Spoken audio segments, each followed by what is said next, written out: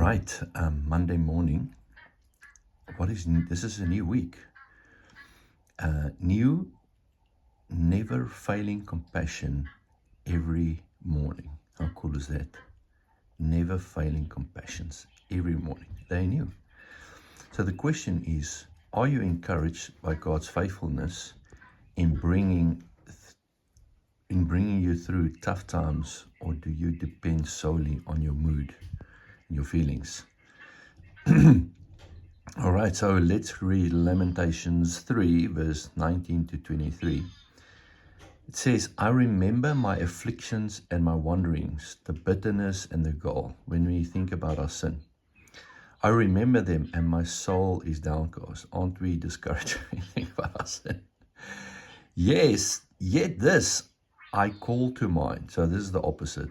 Also, remember, and therefore I have hope. Because of the Lord's great love, we are not consumed.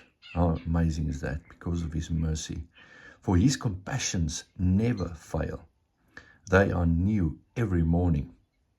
New every morning. So it's a bright new mercy day. Great is your faithfulness.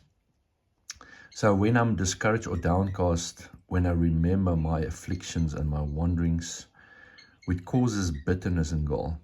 Are you bitter? Maybe, you feel gall. It's felt taste in your mouth. Just understanding the pain is real, but hope anyway. So, I call to mind, therefore I have hope.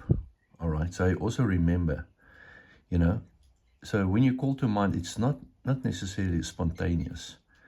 Think back on what God has done in my life, and that will give you hope. What does he recall? He recalled the Lord's great love. How amazing is that? He says, because of that, I'm not consumed. That gives me hope. His compassions never fail. God is always compassionate. That gives me hope. It's a new every morning. His compassion is new every morning. It's great faithfulness. God is always faithful to us, and that gives me hope. So is my feelings or God my reality? Which one is your reality? So hope is a choice before it's a feeling. It's an act. It's not a feeling. So mercy, it isn't a stockpile running low. It's not like you heap it up and then, or you've got a bond, you pull it out.